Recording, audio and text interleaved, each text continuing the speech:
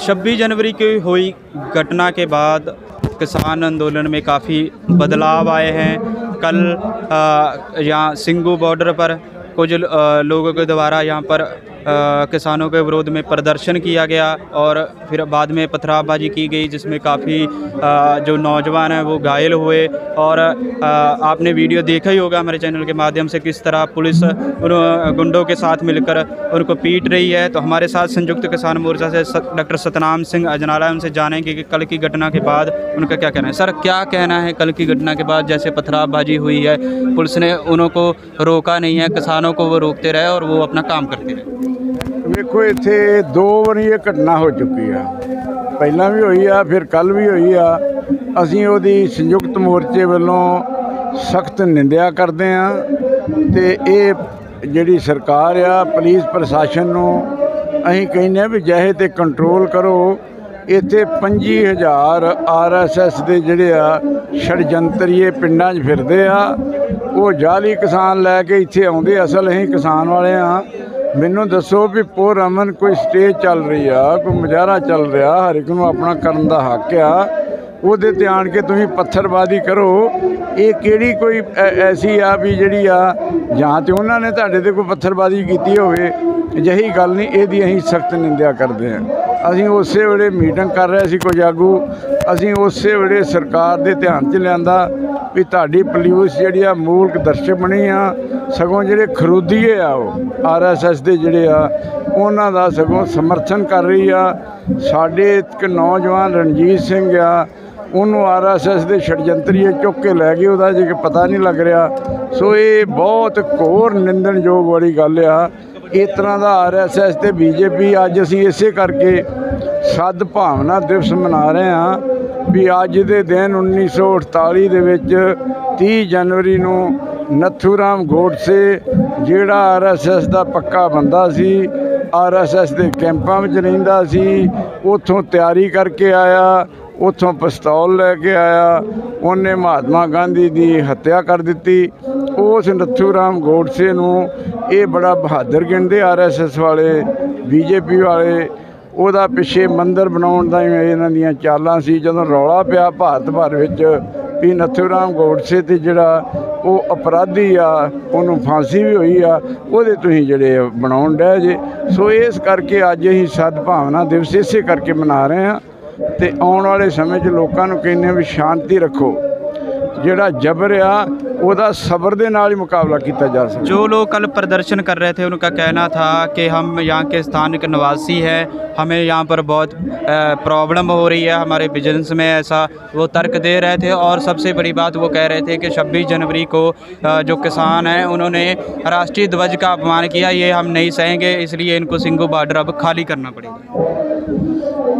नहीं नहीं, ये तो सरकार का कोई सिंगू बॉर्डर खाली नहीं करेगा।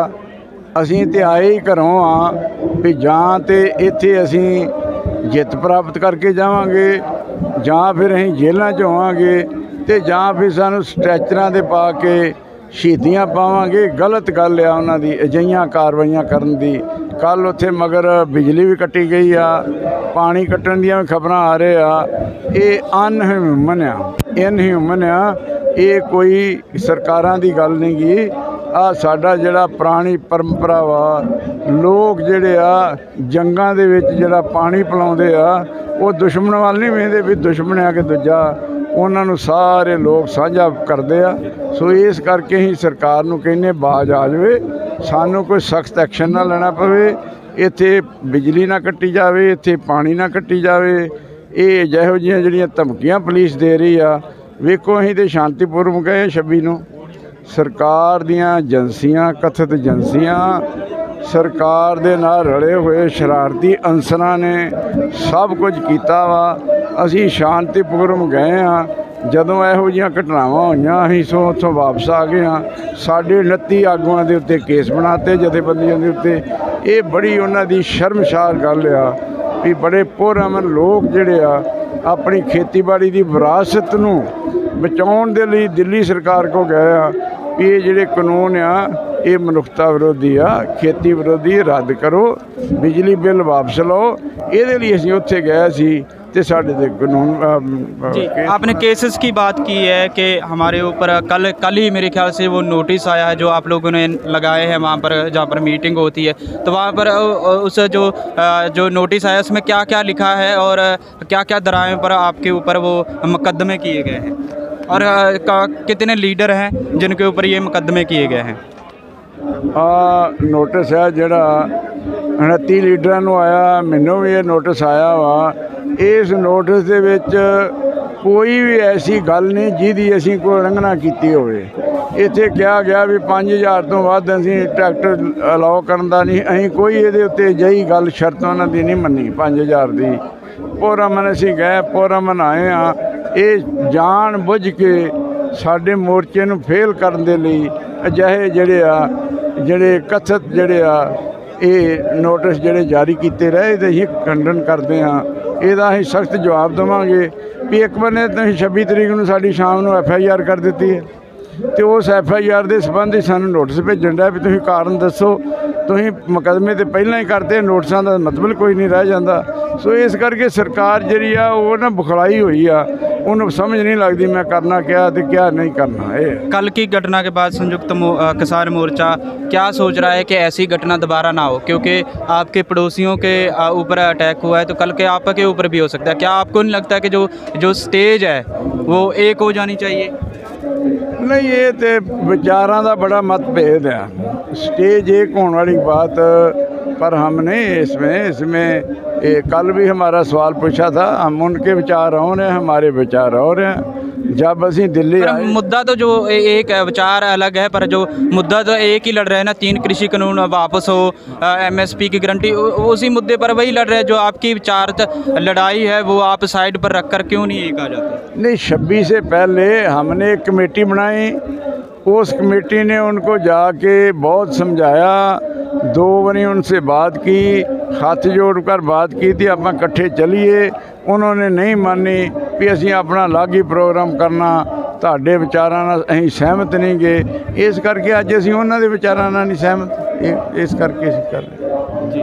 तो अभी फिर एक होने का कोई वो दिख नहीं रहा? नहीं, इससे नेगेटिव मैसेज ही नहीं जाएगा कि इनके जो लीडर है वो तो आपस में टूट गए? नहीं, लीडर नहीं, हमारे मोर्चे दे वो ਜਿਹੜੇ ਆ ਉਹ नहीं, साडे मोर्चे शामिल नहीं, वो 32 पंजाब ਦੀਆਂ किसान ਜਥੇਬੰਦੀਆਂ ਵਿੱਚ शामिल नहीं गए।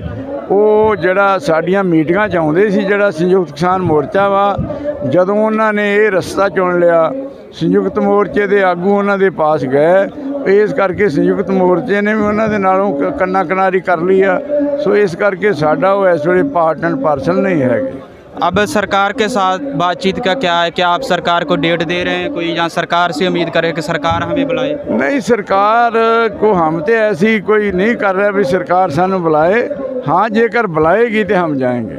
तो क्या रहेगा? सरकार ने अभी कुछ दिन पहले बयान आया है कृषि मंत्री का कि जो हमने प्रपोजल दिया है कि 1.5 साल, जहाँ उससे भी ज़्यादा टाइम हम कानून को होल्ड रोक लगा देंगे उस पर। तो क्या उन्होंने कहा है कि इस जो प्रपोजल पर किसान जथेबंदियाँ एग्री होती है तो हम मीटिंग करेंगे, जब वो सहमत होगी तो हमें बता सकते हैं? तो नहीं, वो प्रपोजल तो जदों दी गई सी उस वेले ही असीं कहा सी ये प्रपोजल ठीक नहीं आपकी, उस वेले असीं उस प्रपोजल नाल सहमत नहीं हुए। तो फिर मामले का जो हल है सर वो कैसे होगा? क्योंकि काफ़ी यहाँ पर प्रॉब्लम भी क्रिएट की जा रही है कि कल को कुछ बड़ी घटना भी हो सकती है, तो इसके संयुक्त मोर्चा क्या सोच रहा है कि नहीं, ये तो हम तो इसका चाहते हैं भी ये जड़े कानून वापस हों, ये कानून लागू ना हो। जो लागू हो जाएंगे हमारे देश की खेती जड़ी वो तबाह हो जाएगी, अपनी विरासत रोल जाएगी।